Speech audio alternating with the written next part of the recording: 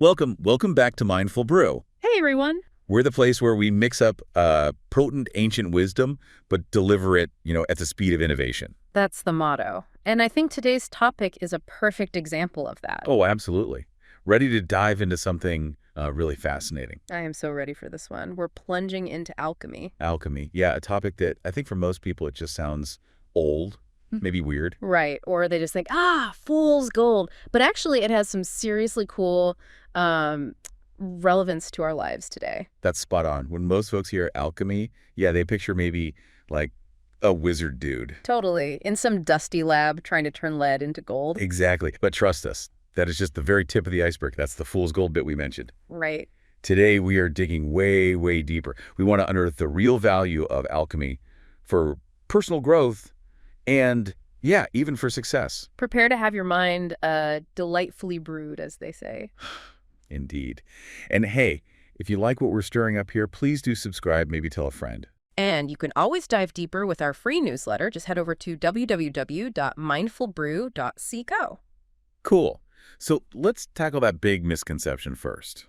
The gold thing. Yeah, that image of alchemy only being about transmuting base metals into gold. It's understandable why that's the popular idea, but it's like judging a whole library by just one, okay, maybe shiny, but still just one book cover. Exactly. Well, yeah, that literal hunt for gold was definitely part of it historically. Sure, can't deny that. What gets missed so often are the really significant philosophical, spiritual, and psychological layers woven right into it. It wasn't just about getting rich quick. Not at all. Yeah. Just brush it off as, I don't know, primitive chemistry that failed. Yeah, or just superstition. Right.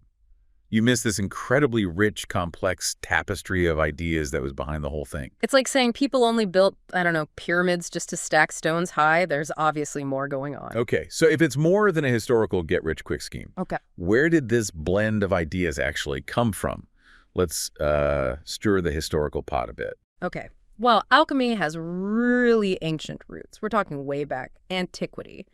One of the early figures who gives us a real glimpse is Zosimos of Panopolis. Zosimos. His writings are packed with fascinating stuff, like these really vivid, almost dreamlike visions. Wow. Alongside, the core concept of transmutation itself. What always gets me about Zosimos is how he seemed to use language on different levels. Sometimes it's very formal, almost introductory. He uses that Greek word proimion, like he's setting a stage. Right, like, here begins the art. Exactly. But then other parts are just this swirling, symbolic dream imagery. It really hints at the different layers they were exploring. Definitely. And it wasn't just a one-off thing in one place. Alchemical ideas popped up across different cultures, and they stuck around for centuries. Yeah, I mean, think about people like Isaac Newton. Right, or Goethe, the writer. These weren't intellectual lightweights. They were deeply captivated by alchemy. That alone should tell you it's probably more than just nonsense. Absolutely. And here's where, for me, it gets really interesting. Carl Jung. Ah, yes. The psychology connection. Right. Jung, exploring the psyche, actually stumbled onto this vital link while studying alchemy. He found this text, The Secret of the Golden Flower. Which sounds like a Taoist yoga manual, maybe. On the surface, yeah. Yeah. But it's deeply infused with alchemical ideas, too. So what did Jung make of that? Well, this is fascinating. Jung saw this text as a crucial connecting link, as he put it, between gnosis. Gnosis meaning like mystical insight, spiritual knowledge. Exactly, a kind of direct knowing. So a link between gnosis and the processes of the collective unconscious. Wow. And medieval alchemy, it turned out, gave Jung this bridge he'd been looking for, between these ancient spiritual ideas and what he was seeing in the modern psyche. It's like finding a Rosetta Stone for the soul. Kind of. It was a huge piece of the puzzle for him. Amazing. And a key part of the actual alchemical practice was this spagyric process. Yeah. Can you break that down for us, make it make sense today? Sure. Think of it like this. Yeah. You take something complex, right? Okay. You break it down into its essential parts. Then you purify each of those parts separately. Right. Get rid of the dross. Exactly. And then you recombine them, but now in a more potent, more refined form. That's the core idea. So a physical process. Very hands-on, yeah. But the alchemists also saw it as this powerful metaphor for inner transformation, taking our own raw, maybe chaotic inner bits and refining them into something whole. Into something more integrated. Precisely. More powerful, more integrated. Okay, but it wasn't always smooth sailing for these guys, was it? I'm guessing there were some controversies, raised eyebrows. Oh, absolutely. Historically, alchemy often got viewed with a lot of suspicion I can imagine. because that focus on making gold was so visible and often, let's be honest, misunderstood. Just the literal get-rich-quick angle. Right. So it was sometimes seen as deceptive, maybe fraudulent, even heretical, especially when the spiritual or philosophical aims were ignored. Yeah, if you're claiming you can make gold and, well, you mostly can't, that's going to breed mistrust. Exactly. And the dangers they faced weren't always just, public opinion or getting accused of fraud. Jung had ideas about the inner turmoil, too. Ah, okay. What did he think was going on there? Well, Jung interpreted a lot of the trials and struggles described in those old texts as being mainly psychic. Psychic dangers. Like what? Things like intense impatience, wanting results now, or crippling self-doubt setting in. Despair. During the work itself. Yeah, during the long, often frustrating process, Jung saw these as inner devils, almost, that could sabotage the whole transformation. Wow. So their own minds were the biggest obstacle course. In many ways, yes. And it sounds like there were also folks who just completely missed the deeper point, focused only on the physical stuff. Yeah, exactly. There were individuals, sometimes called sophists, kind of dismissively, who really misunderstood the symbolism. They got fixated on the common materials, the lead, the sulfur, whatever, without grasping the spiritual or psychological meanings these things represented. So they were just like tinkering with chemicals, but missing the whole inner journey. Pretty much. Working on a surface level, missing the chance for real interchange. Okay, so we've got the history, the misunderstandings, these hints of a deeper psychological thing going on. Now, let's get to the real game changer. Carl Jung. How did he flip our understanding of alchemy? Jung, well, he truly revolutionized things. He approached alchemy not as failed science, but as this deeply insightful psychological system. Not chemistry, but psychology. Exactly. He recognized that all that intricate, sometimes really bizarre symbolism in the alchemical texts, it wasn't just clumsy chemistry notes. Right. It was a rich, detailed reflection of processes happening deep within the unconscious mind. Like he cracked a code, found a hidden language of the soul in these old writings. That's a great way to put it. And he really explored this in his big works, didn't he?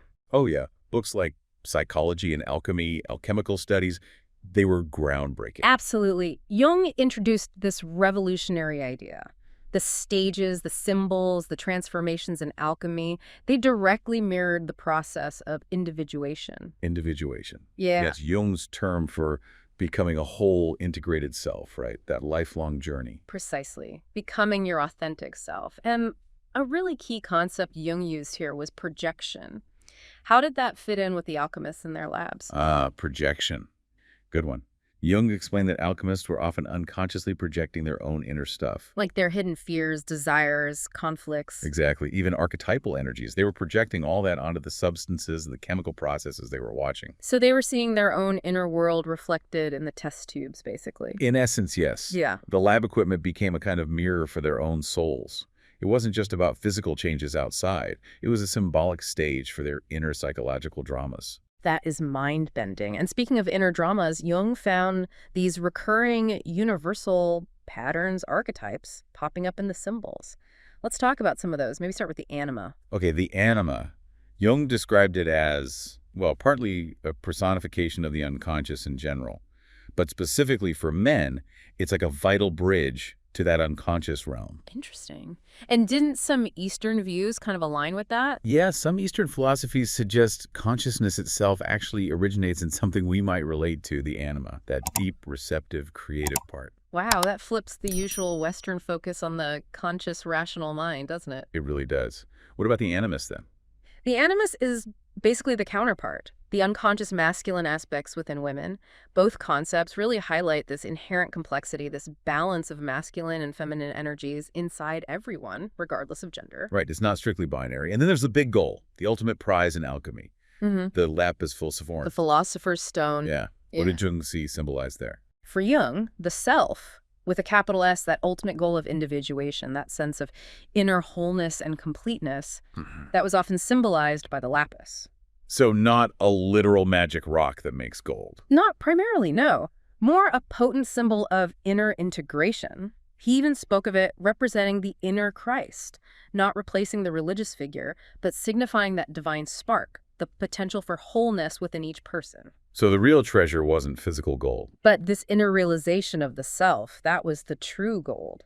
That is a powerful shift. And we also see symbols like the mandala, right? That circular pattern. Absolutely. The mandala, with its center point and wholeness, shows up in Eastern traditions, yes, but also spontaneously in the drawings of Jung's patients. Like an inner blueprint for completeness. Exactly. It reflects our psyche's natural drive towards integration and balance. And even something seemingly simple, like a tree, carried big meaning. Oh, yeah.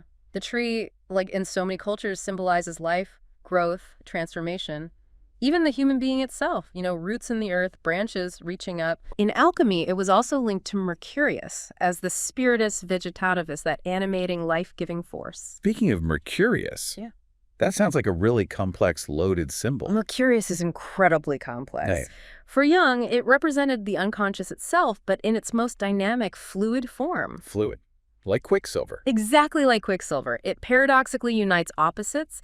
It acts as a guide for the soul, a psychopomp through transitions, and it embodies transformative power. It's this slippery, shape-shifting archetype central to the whole process. Wow. Okay. And the alchemists often wrote about the conjunctio, the sacred marriage or union. Yes, the conjunctio, the union of opposites. Jung saw that as a direct parallel to psychological integration. Bringing together the conflicting parts of ourselves. Exactly. That crucial work of consciously integrating the different aspects, conscious, unconscious, masculine, feminine, our light side, our shadow side. Bringing it all into a more unified, harmonious whole, making peace with all the parts. That's the goal. So all these seemingly weird symbols and practices, they ultimately point back to this profound inner work, this journey of self-discovery. Even though they were physically messing with chemicals. Jung believed they were primarily engaged with their own psychic material contaminated with chemical substances, as he put it. Stuff bubbling up from the collective unconscious. Okay. Wow. Which brings us, I think, to the really exciting question. The practical value. What does this all mean for us today? Right. How can this renewed psychological understanding of alchemy help with our own personal development, maybe even success, here in the 21st century? Yeah, we're probably not setting up labs in our garages. Probably not. Yeah. But if we see alchemy as this rich, symbolic language for inner transformation, how can that actually help? What's the real gold we can dig out? Well, by grasping these core ideas through Jung's lens, we get this powerful framework for understanding our own inner stuff. Okay. Like how? Think about the prima materia, that raw, messy starting material in alchemy. We can see that as our own untapped potential, those unrefined bits of ourselves waiting to be discovered and worked on. Ah, I see. And the different alchemical steps. Boiling, dissolving, separating. They become a symbolic roadmap for our own personal growth journey, the steps we take to refine that raw potential. I like that. So the challenges, the difficulties we face in life, they're not just roadblocks. Exactly. They're like the base metals that we get the chance to work with, to transform into something more valuable within ourselves. So alchemy teaches us to view difficulties differently. Yes. Not just as obstacles, but as potential catalysts for inner transmutation. Like the alchemists turning lead into gold, we can turn struggles into inner strength or wisdom. It's about seeing the potential for growth in the struggle. Okay, what about that big quest for the lapis, the philosopher's stone? How does that translate to modern life? The quest for the lapis in our lives, it becomes this powerful metaphor for our own unique journey towards our most authentic self. That integrated, whole, fully realized version of ourselves. Exactly. And it's also about finding a deeper sense of meaning, maybe connection to something larger than just our ego, that spiritual dimension that gives life purpose. And you mentioned creativity earlier. How does an alchemical mindset spark that?